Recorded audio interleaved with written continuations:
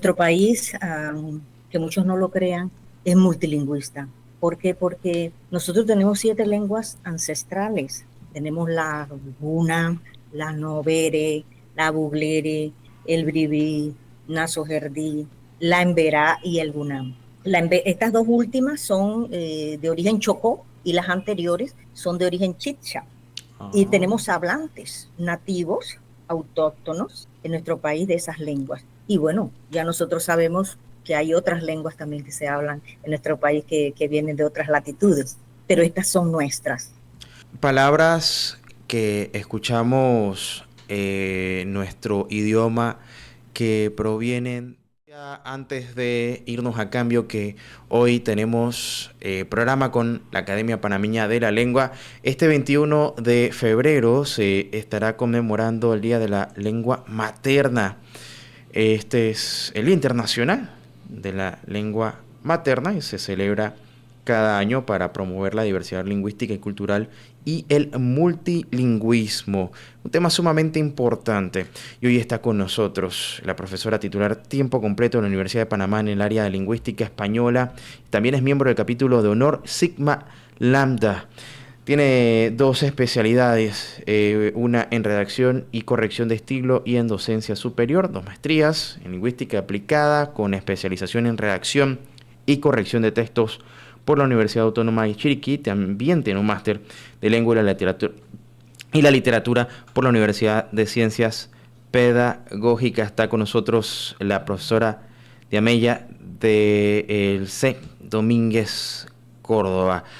Gracias, profesora, por acompañarnos esta tarde, un miércoles más aquí junto a la Academia Panameña de la Lengua para hablar de un tema sumamente interesante. Hoy vamos a hablar sobre, hablamos de multilingüismo. En Panamá existe una diversidad de lenguas, es un país que es tan pequeño, en población somos de los más pequeños del continente y en territorio también, por supuesto, pero con tanta diversidad incluso en las lenguas. Buenas tardes. Magdiel, gracias por la invitación. Gracias a la Academia por la invitación también. Sí, en efecto, nuestro país, que muchos no lo crean, es multilingüista. ¿Por qué? Porque nosotros tenemos 7 lenguas ancestrales. Tenemos la guna, la novere, la buglere, el bribí, nasoherdí, la emberá y el gunam. Estas dos últimas son de origen chocó y las anteriores son de origen chicha. Y Ah. tenemos hablantes nativos, autóctonos en nuestro país de esas lenguas. Y bueno, ya nosotros sabemos que hay otras lenguas también que se hablan en nuestro país que vienen de otras latitudes, pero estas son nuestras.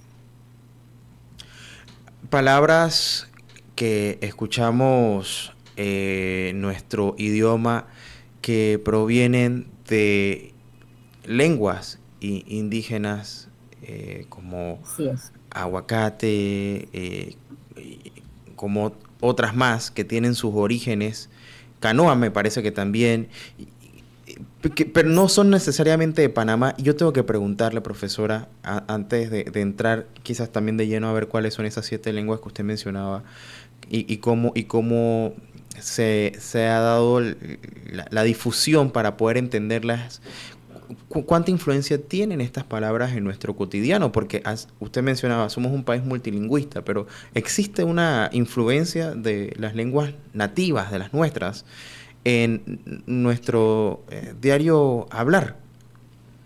Bueno, todo americano, todas las variaciones de lenguas que hay en América tienen influencias indígenas, porque hay muchas variedades. Ujú. Hay muchas variedades de lengua española, que son llamados también dialectos, y todas tienen de alguna manera una influencia. ¿Por qué? Porque esas fueron nuestras lenguas primarias y Ujú. las lenguas que hablaban generalmente las madres, que es las que enseñan en la casa las lenguas. Y por ellas es que nosotros aprendimos las lenguas. Cuando ellas nos enseñaban, obviamente iba a haber una relación de contactos de lenguas y una influencia ya sea de préstamos, como ya lo ha señalado, porque hay muchos préstamos, Ajá. llamamos préstamos lexicales, que son palabras que son traídas de esas lenguas y que se han insertado, de alguna manera en la lengua española y viceversa. Porque esas lenguas en contacto también, la lengua dominante, que es el español en este caso, también ejerce alguna influencia en ellas. Y en ellas hay palabras del español. Y en las nuestras infinidades de lenguas americanas, Ujú. lenguas suramericanas, de México, de aquí de Panamá. Tenemos maíz, ñandú, jaguar, piraña, coyote, tomate, que son lenguas, que son préstamos que tenemos de las lenguas indígenas. Pero no solo el préstamo. Nosotros en la Universidad de Panamá estamos ahora haciendo estudios de lenguas en contacto y hemos también visto alguna relación sintáctica, Ok. ¿no? Alguna relación sintáctica, porque cuando dos lenguas conviven, ¿ya? Coexisten en un mismo contexto, hay una producción lingüística de esos hablantes que va a ser diferente, que va a ser diferente de pronto al resto del otro contexto. Por eso, de pronto que yo estudio específicamente la lengua Nove, Ujú. Novere, ellos tienen una variedad lingüística. Por eso tú dices, esa es Novere, porque tiene ciertas particularidades o características propias del idioma, ya sea por influencia de su primera lengua o por influencia del español. ¿Ya? Entonces, en ese contacto de lengua hay cierta relación que transforma la nueva variante que él crea para comunicarse con otros. Obviamente que esas nuevas variantes no lo hace adrede, sino que en vías de una comunicación efectiva, ¿no? Claro.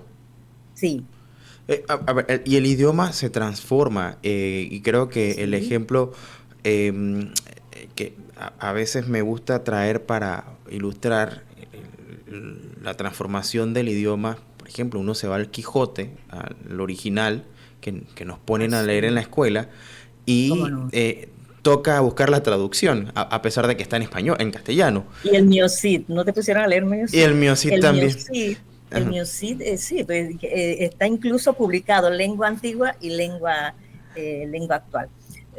Obviamente el lenguaje es un ente vivo y Exactamente. se transforma a medida que pasan los años. Tal vez nosotros no lo vemos porque tenemos muy poco tiempo de vida, Ujú. pero como nosotros tenemos historia, tenemos gramáticas y las guardamos, podemos comparar aquel español de esos tiempos y este español de nuestros días. Y entonces al hacer esa comparación vemos que hay muchas palabras que nosotros cambiamos. Y obviamente no se puede ir en contra de la evolución del idioma. Hay que ir, claro, con cierta prudencia, pero sí siempre el idioma sufre una transformación a lo largo de la historia y de la vida. ¿Cómo no? Claro, y ahora, volviendo al aspecto que nos trae en la conversación de esta tarde, y vuelta y digo que me parece bastante sorprendente que un país como el nuestro, que demográficamente es, bueno, en tamaño de su población Pequeño, pequeño. bastante más pequeño Tiene tantas y lenguas. tiene tantas lenguas, Sí. pero lo que también me sorprende es que incluso estas lenguas se siguen preservando. ¿Qué tanta correlación existen entre estas lenguas y si dentro de esas 7 que usted mencionaba, estas lenguas se mantienen aisladas en cuanto a su sintaxis, en cuanto a su pronunciación, en cuanto a su estructura? Bien, las lenguas indígenas nacen orales. Ok. Acuérdate que toda lengua nace oral. Ujú. Y cuando surge la escritura, entonces las lenguas adquieren como importancia, ¿verdad? Ajá. Porque se va a preservar. Se hacen manuales, se hacen gramáticas, se hacen diccionarios, se preservan. Pero nuestras lenguas indígenas no tienen ese privilegio. Por eso son aminoradas y a veces invisibilizadas. Nuestras lenguas indígenas son orales, eminentemente orales. Incluso algunos estudiantes que yo he entrevistado a veces me dicen, profesora, pero se escribe, yo la sé hablar, pero la sé hablar oral. Mm. Y, hay, y entonces me toca enviarles algunos documentos donde lingüistas de otras latitudes han venido a nuestro país y han estudiado las lenguas, nuestras lenguas aborígenes. Han hecho gramáticas y han hecho incluso diccionarios. Estamos hablando desde el siglo XVIII, con los misioneros. Claro. He revisado algunos vocabulario de un misionero llamado Efraín Alfonso Reitz, que hizo una gramática sobre el Nove, y así otros estudiosos que han seguido, pero siempre extranjeros.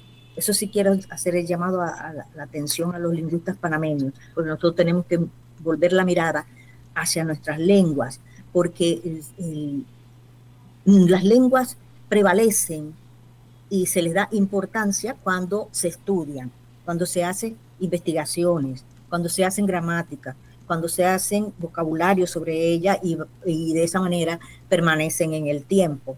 De otra forma, las perderíamos. Y es lo que está pasando actualmente. Estamos perdiendo poquito a poco nuestras lenguas ancestrales. Wow. Y ahora, profesora, lo que sí he notado es que ha habido un esfuerzo y qué bueno que usted ha hecho también el llamado a que académicamente se redoble dicho esfuerzo para poder rescatar nuestras lenguas. Yo recuerdo que cuando estaba en la primaria, particularmente en la primaria, ya solíamos llamar a los grupos de la comarca que hoy le decimos una ya la cuna, con K, y así se escribía y se difundía el nombre con K.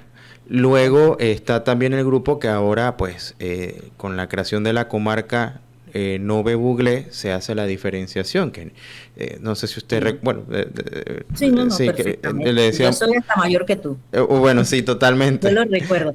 Yo que soy de Chiriquí, recuerdo que le decíamos Guaymí. Había bastante, digamos, desconocimiento tanto de la cultura y, por supuesto, que de su idioma muchísimo más. Hoy parece que con todo ese esfuerzo que se ha estado haciendo, se ha conocido, pero también se busca rescatar un poco y comprender mejor el origen de esas lenguas y sus diferenciaciones, ¿no? Ahora, con lo que usted menciona de rescatar, no ha habido como que mucho avance con todo y que se hicieron ciertas aclaraciones en su momento, particularmente con lo que decían los cunas, que ahora sabemos que es con G, no es una G, pero se asemeja más a una G que una K, y en algún momento como que no se ha visto más avance.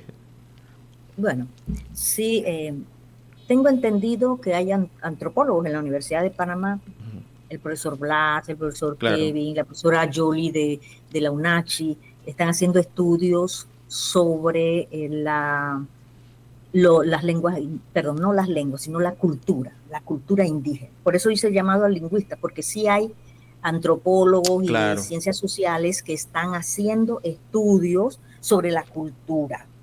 Y de allí, bueno, claro, el lenguaje forma parte de la cultura.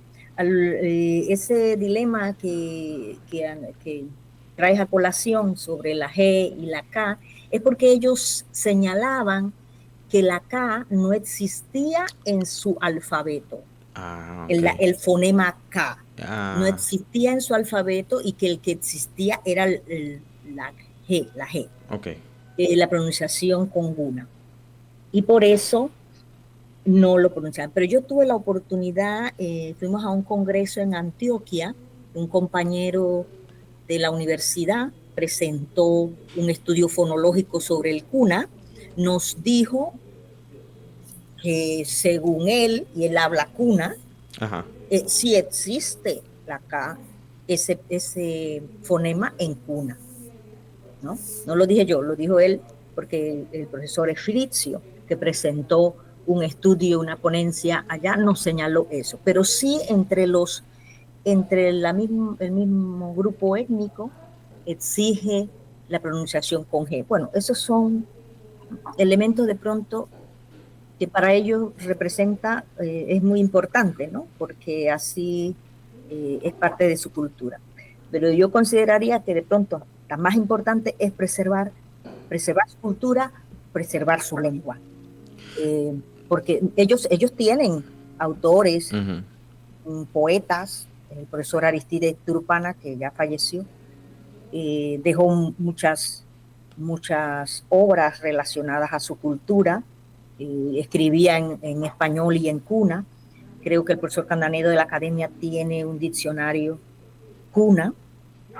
Y bueno, eso es lo más importante, su cultura, preservar su cultura, su lengua y demás. En cuanto a a los nove, sí, en efecto, ya. De hecho, se habla de nove y novere. Los estudios que se realizan de pronto en otras latitudes sobre los noves, Ujú. que he estudiado de pronto de Costa Rica, hablan de Guaymí, hablan de Guaymí. Y yo he hecho algunos artículos y coloco novere, porque yo sé, porque ellos son originarios de Panamá. Ok. Y hubo un grupo de 50 personas hace muchos años, el siglo pasado, que emigraron a Punta Arenas de Costa Rica y allá anclaron un grupo que el país los protege, incluso los investigadores costarricenses hacen investigaciones en esa casona que se llama la casona, donde viven esos indígenas Nove, que son originarios de Panamá. Y bueno, claro, el idioma también allá fue creando otras variantes. Como todo idioma cambia y sobre todo si está lejos del contexto Ujú. de donde se originó, va a crear otras variantes dialectales. Por ejemplo, si nosotros nos trajeron el español de España, acá tuviste que floreció en distintas variantes, porque tú reconoces un colombiano, reconoces un venezolano, reconoces un argentino, reconoces un caribeño por algunas características que presentan en su habla. ¿No es así? Claro. Entonces, así mismo toda lengua tiene esos movimientos.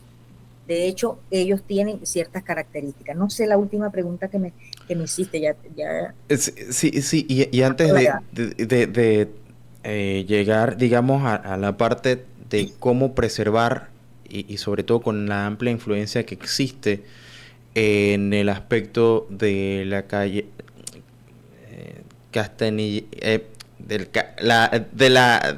del influir con el idioma castellano a las lenguas indígenas. eh, Ujú. ve- ¿Qué podremos hacer? no, Dices tú, sí, ¿qué sí, podemos hacer para preservarlo? no, sí, pero antes de eso también, el, el tema de los grupos eh, eh, de, de lenguas indígenas más pequeños.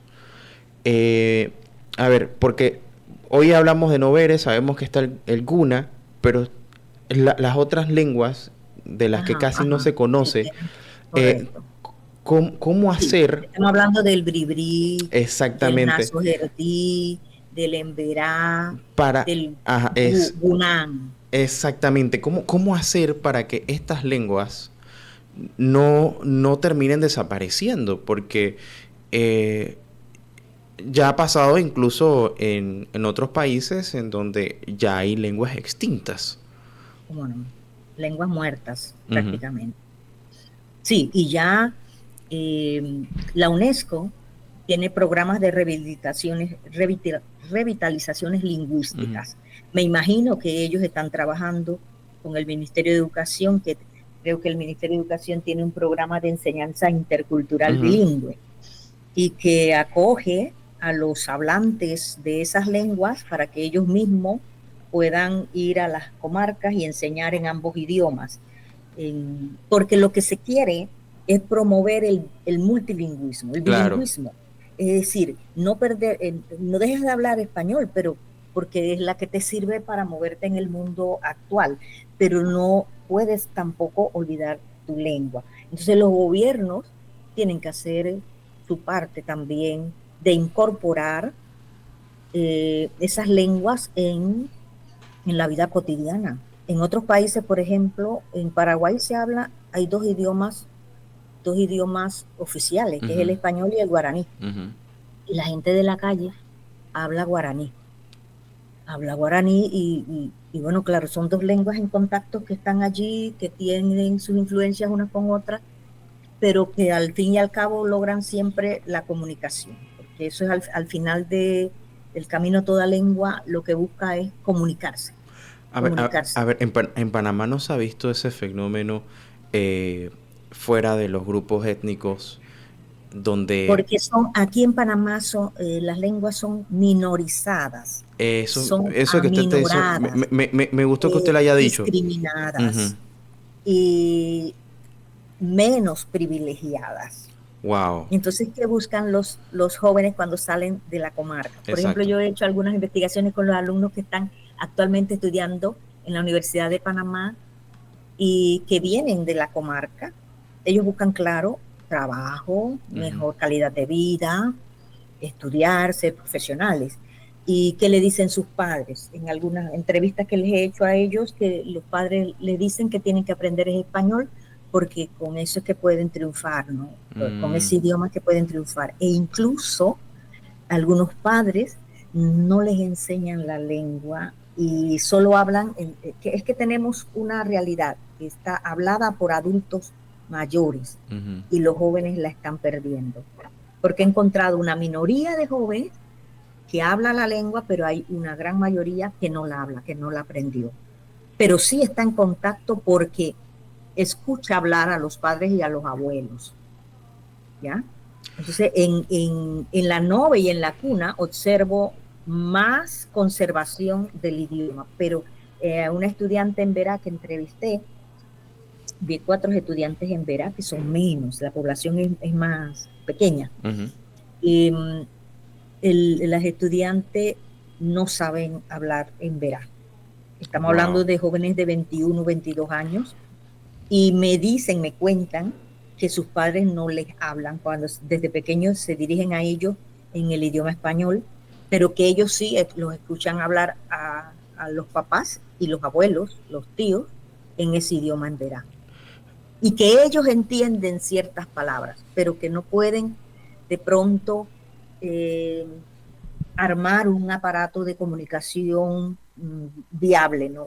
Funcional con su lengua. Entonces, nosotros estamos viendo que Ujú. esa lengua, como tú hablabas, si te referías a las lenguas minorizadas, las más pequeñas, las que menos hablan, eh, están en vías de extinción.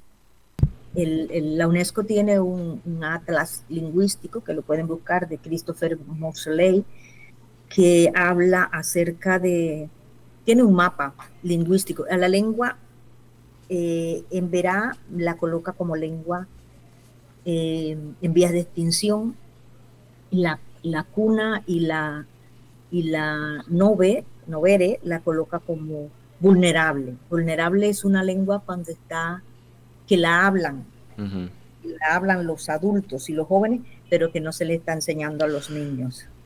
Profesora, me queda muy poco tiempo, pero No me digas. eso que usted acaba de decir hace un momento de que las lenguas indígenas en Panamá son aminoradas y qué lástima, ¿no? Que incluso haya padres que prefieren que sus hijos solamente aprendan en español. Y me imagino que para ellos tampoco es fácil, pero ellos miran también por... No, pero no se mira, puede culpar, no se puede culpar a exactamente, los padres. La culpa es de una sociedad, ahí es de donde un voy. sistema, de un gobierno un sistema que les exige hablar lenguas mayorizadas como el español y Claro. el inglés. Y, Y entonces están abocados a eso. sí, y precisamente para ir cerrando, profesora, porque hoy podemos decir estas lenguas están en un estado de vulnerabilidad o están a punto de extinguirse y todavía tenemos tiempo de reflexionar sobre el valor histórico, étnico, cultural que tienen estas lenguas en el país y su importancia para preservarlas y que no hablemos de las lenguas que se hablaban, sino las que logramos salvar. ¿Qué debe hacer esta sociedad para darle más visibilidad, para aprender a apreciar estas lenguas que si bien yo no las hablo, entender que es parte también de nuestra identidad como panameños? Yo creo que es un reto que tiene nuestra sociedad de crear proyectos de revitalizaciones lingüísticas, políticas lingüísticas, no solo llevar a las comarcas, porque ahorita están llevando esas políticas lingüísticas a las comarcas Ujú. y tenemos a los aborígenes extendidos a lo largo de todo el país Por lo tanto, ellos han emigrado, esa gente que ha emigrado y han hecho cónclaves en ciudades, también merecen tener proyectos de revitalización lingüística para mantener las lenguas.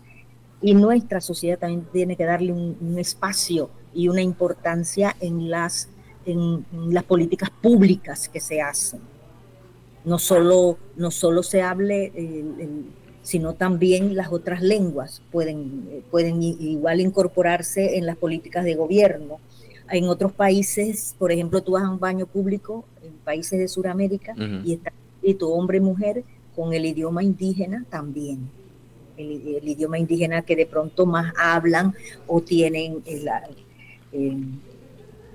o es mayoritaria la población Claro. que existe en esa ciudad, ¿no? Entonces obligamos a los estudiantes, a los jóvenes y a los trabajadores que vienen de pronto, que no son estudiantes, pero sí son ciudadanos de las comarcas que vienen a trabajar acá, los obligamos a hablar el español. Y no es que está mal, está bien ser bilingüe, pero que no olviden su lengua, porque cuando se pierde una lengua indígena, se pierde una cultura, porque hay incluso, se ha demostrado científicamente, que hay palabras que designan algunas partes de la cultura de esos pueblos y que no pueden ser reemplazadas. Entonces, si se pierde una lengua, estamos perdiendo la cultura. Y esos son nuestros padres, nuestros ancestros, la gente dueña de las Américas, ¿verdad?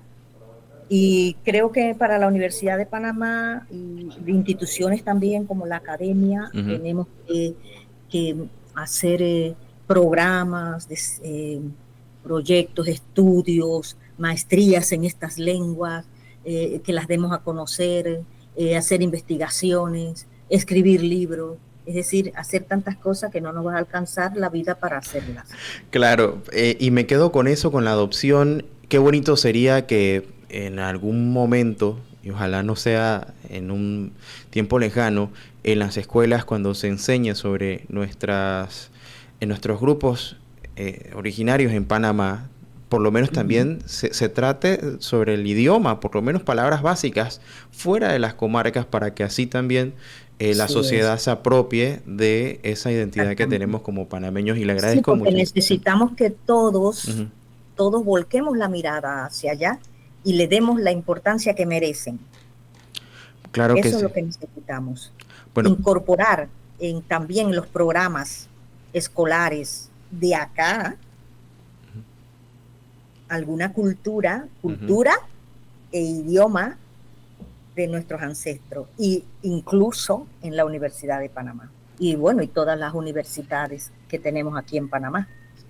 claro que sí. Y es un tema que, por supuesto, que da para muchísimo más. Ay, sí. Se nos fue Aquí apenas hemos tocado pinceladas. claro que sí. Y gracias por traerlo, pues, en el marco de la conmemoración del Día de la Lengua Materna, que va a ser el próximo 21 de febrero.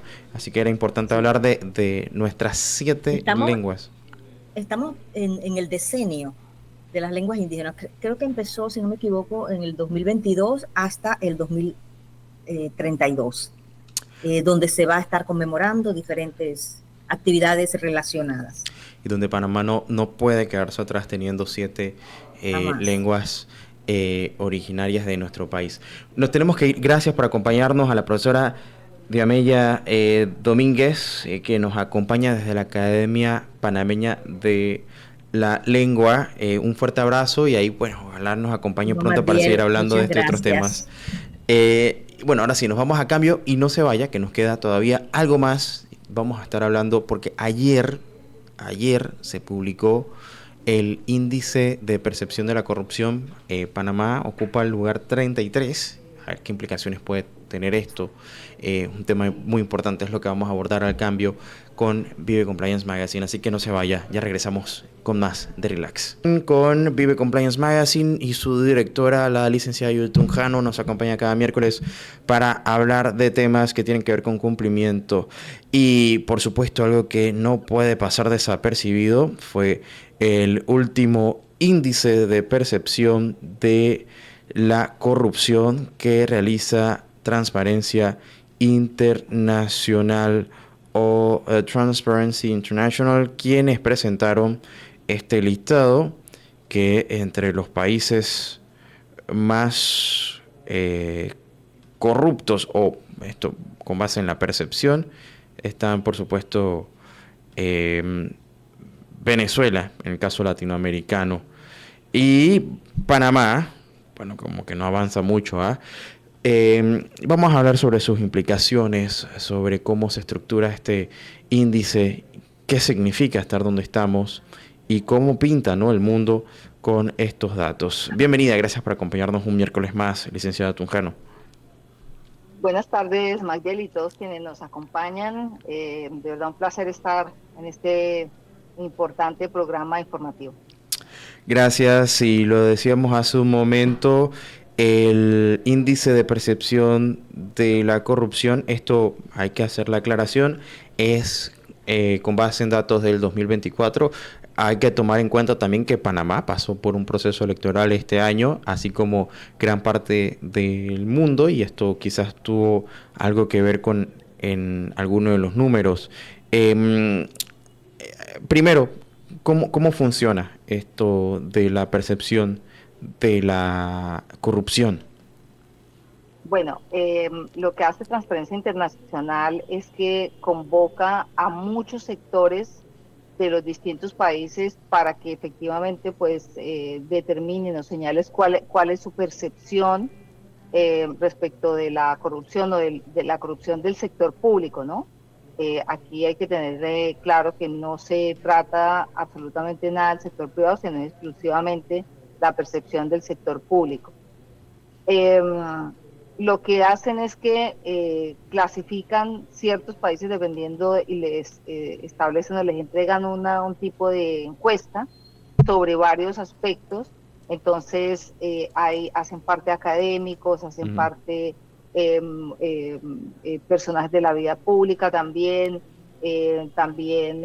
hacen parte los funcionarios de organizaciones internacionales que están presentes en los distintos países, y también personas del común, ¿cierto? Por ejemplo, en algún momento de Transparencia Internacional comentaba que ellos les gustaba mucho cuando iban a hacer las evaluaciones de los distintos países, hablar con los taxistas, por ejemplo, porque normalmente los taxistas siempre tienen información relevante, información de primer nivel, conocen todo lo que está sucediendo, entonces que les gustaba mucho escuchar a los taxistas hablar de su país, porque ese era un termómetro súper importante lo que estaba ocurriendo en la realidad nacional.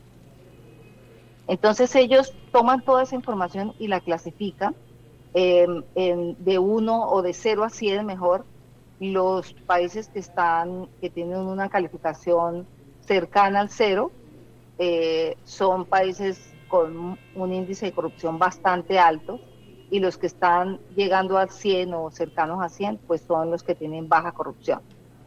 Eh, y la verdad es que cada año, esta mañana estaba leyendo las evaluaciones que hacían a nivel continental, y también las evaluaciones que hacían de cada uno de los países, y no hay un país, salvo los que siempre salen en los primeros niveles, ¿cierto?, de los menos Ujú. corruptos, que tengan unas calificaciones positivas. El resto, el informe, por ejemplo, de Transparencia Internacional, lo primero que dice es los niveles de corrupción son extremadamente elevados en todo el mundo. Entonces no es solamente nuestro, sino que hay y acá uno lo puede tomar también como una crisis de valores, una crisis del sentido de pertenencia por cada uno de los países, en el sentido de que las personas ya no toman los puestos públicos para servir a su país como debería ser y como es lo que busca lo que debería buscar el servidor público, sino para un beneficio propio de sus allegados. Eh, lo que dice también el informe es que 2 de cada 3 países obtuvieron menos de 50 puntos, es decir, estuvieron por debajo de la media mundial, o sea, 2 de cada 3 países sobre los 100 posibles. Eso es un promedio bastante bajo. El promedio global es de tan solo 43 puntos, es decir, que son muy pocos los países que logran tener una calificación por encima del promedio. En este año evaluaron 180 países y hay unos datos que son tremendos. Incluso acá tanto que hemos hablado del cambio climático, de la crisis climática, y Transparencia se enfoca o hace un, eh, un informe especial o una caracterización sobre cómo la corrupción está ayudando Ujú. a extremar la crisis climática, cómo tiene un efecto devastador en el cambio climático como tal. A ver, Por ejemplo, sí. sí, dime. Bueno, para ir recapitulando un poco también, y no sé si sirva como aliciente, ¿no? El estar en la posición 33 con ese dato que mencionas que 2 de cada 3 están por debajo de los 50 puntos, nos coloca, digamos, en el promedio. Pero me llama muchísimo la Por debajo del atención. promedio, ¿no? Eh, sí, pero me llama mucho la atención, Judy, eso que también mencionaba sobre la situación en el mundo, o sea, que la percepción que existe en el mundo frente a sus gobiernos es que estamos frente a gobiernos con altos índices de corrupción.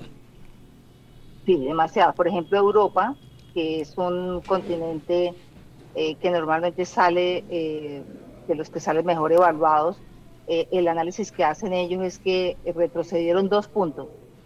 Es decir, que en lugar de mejorar su índice a nivel de continente, al contrario, perdieron 2 puntos. Y eso que pues los países que mejor están evaluados, que son Finlandia, por ejemplo, y Singapur, pues están, bueno, Singapur no hace parte de la Unión Europea, pero sí están dentro de esta zona eh, y no tienen no hacen una diferencia Ujú. respecto de los demás países, ¿cierto? Por ejemplo, el informe de Transparencia Internacional señala que el 85% de la población mundial, 85% de la población mundial viven en países o están en países con un índice de percepción de la corrupción inferior a 50. Es Wow. decir, están por debajo de la media, el O sea 85%. que solamente el 15% de la población mundial vive en un país en donde se siente una percepción de, a ver, no voy a decir baja corrupción, porque todavía 50 puntos es bastante. Pero Uh -huh. esto, pues, a ver, ¿cómo cambia o qué injerencia tienen estos datos dentro de las políticas internacionales? Pues mira, la verdad es que ahora con lo que hemos visto es una total incertidumbre por lo que va a ocurrir, porque lo habíamos comentado acá que la ley de prácticas corruptas en el extranjero, que es una ley de los Estados Unidos del año de 1977, Ujú. eh, y que realmente ha puesto en cintura a muchas de las empresas, de las multinacionales que pagan en los distintos países para conseguir los contratos millonarios en el sector público, pues el presidente Trump acaba de ordenar que se suspenda su ejecución. Eh, entonces, a partir de que veíamos que esa era una de las formas o que era la ley que estaba poniendo en cintura a estas empresas que buscaban ganarse los contratos a nivel internacional por medio de pagar sobornos, y si se suspende, pues la verdad es que hay una incertidumbre gigante, ¿no? Porque ya no hay una ley, salvo hay otras leyes como la UK Bravery Act de Inglaterra y otras adicionales, pero ninguna con la fuerza que tenía esta ley de prácticas corruptas en el extranjero. Entonces, la verdad es que el panorama es incierto porque no sabemos en este momento cuáles van a ser las herramientas que puedan tener los países más allá del manejo de los índices de corrupción a nivel interno, pero a nivel internacional hay muchas convenciones, la Convención de Palermo, por ejemplo, la Convención de la OCDE contra soborno transnacional, pero ninguna tiene el carácter vinculante ni la fuerza Ujú. eh, legal para efectivamente tomar medidas coercitivas, digamos, Claro. en términos de que haya una sanción penal, de que haya una sanción económica, que las empresas logren tener un incentivo para cumplir. A ver, Judy, y con más del 80% de la población viviendo dentro de un país con índices bastante altos de corrupción y con 2/3 de los países cuyo promedio está por debajo de los 50 puntos, creo que lo que pudiéramos asumir es que probablemente las medidas sean un poco más laxas, pero a ver, ¿cómo ves todo esto frente a ver, y aquí lo hemos hablado, el tema de las listas, aunque mencionabas que no es vinculante ninguno de estos estudios que se presentan, definitivamente que el aspecto reputacional a lo mejor sí genera cierto impacto. ¿Crees que haya una rebaja digamos, en las medidas coercitivas? Sí, sí, en general sí van a haber una disminución porque los gobiernos, pues como Estados Unidos ha empezado a flexibilizar las solicitudes o ha empezado a flexibilizar Ujú. sus mismas normas a nivel interno para hacerlo o para que se privilegie el sector económico como tal frente al cumplimiento, frente al compliance, frente incluso al medio ambiente, pues seguramente los países van a también flexibilizar sus normativas, dado que la solvencia o la robustez que tienen los sistemas normativos lo hacen también por la presión internacional, por Claro. los pedidos que se hacen a nivel internacional. Y al no tener un pedido o un requerimiento por un país como es Estados Unidos, pues seguramente la mayoría de los países va a empezar a flexibilizar sus medidas. Y esto entra, Judy, en un contexto en donde justamente en París se debate el tema del uso de la inteligencia artificial, uno de esos grandes pendientes que tiene el mundo frente a esta tecnología que ha venido para revolucionar a toda la sociedad. Y te pregunto, en este mismo marco, ¿cómo crees que esto incida en las medidas que tomen los gobiernos frente a las normativas? En particular el aspecto medioambiental. Venimos de un ciclo en donde hubo muchísimo énfasis en reforzar prácticas más amigables con el ambiente. Ajá. El tema que sigue siendo preocupante, el del lavado de activos, y de repente pues ahora la parte económica viene a preocupar a gran parte de las grandes economías, particularmente también por ese anuncio de Donald Trump de colocar aranceles. Ajá, claro. Y fíjate que no solamente la flexibilización de los temas ambientales o el cumplimiento de las normativas o las prácticas ambientales, sino también los temas de brecha de género que Ujú. han empezado a acabar con todos estos programas, la inclusión, los temas de inclusión Ujú. de los distintos grupos en el que debería prevalecer el, la, eh, pues la aceptación del otro como sin tener ningún tipo de sesgos, pues esto ha empezado a verse mal y ha empezado a cambiar las políticas en los Estados Unidos y por ende en la mayoría de los demás países que tienen las mismas políticas y que siguen lo que hacen en los Estados Unidos. Y fíjate que, por ejemplo, en el tema de la crisis climática, eh, que este informe enfatiza este tema, dice que, por ejemplo, la mayoría de los países que son vulnerables al cambio climático tienen por debajo de 50 puntos el índice de percepción de la corrupción. Entonces pensemos que en esos países que tienen una vulnerabilidad Ujú. al cambio climático es donde hay minería ilegal, donde hay tala indiscriminada, donde hay están acabando con la fauna también, la fauna silvestre, y tienen porcentaje o tienen calificaciones por debajo de los 50 puntos, están por debajo de la media.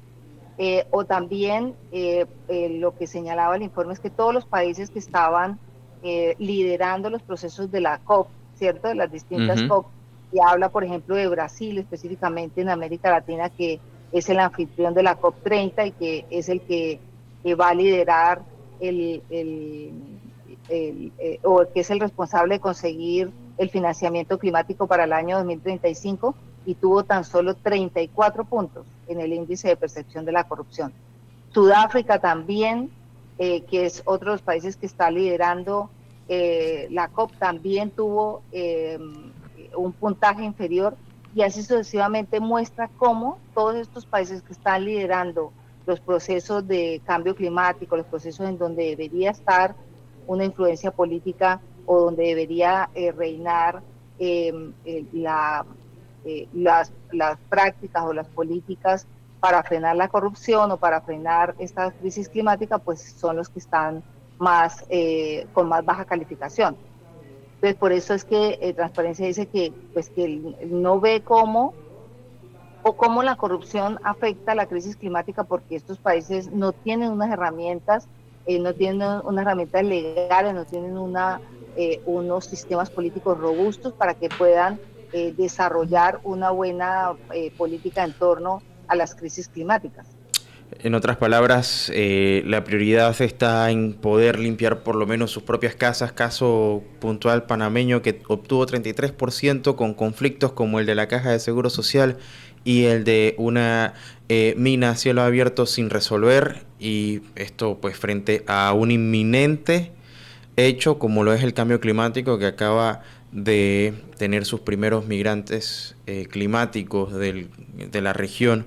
Y justo como tú mencionabas, bueno, nos obliga a plantear qué estamos haciendo como sociedad, como planeta, frente a realidades que no controlamos y que deberíamos estar discutiendo. Un tema bien interesante, Judy. Lástima, se nos fue el tiempo para abordar las implicancias que eso puede tener a nivel también privado y social, sobre todo con estas polémicas medidas que está tomando Donald Trump, que está revolucionando la forma en la que veíamos el aspecto de la equidad de género, de la inclusión y de otras normativas que se... Y el tema ambiental, ¿no? El tema ambiental, que por supuesto es sumamente importante, las prácticas medioambientales amigables. Tema bien interesante, pero bueno, Judy, si te parece, podemos poner esto en pausa y seguir abordando este y otros temas el próximo miércoles.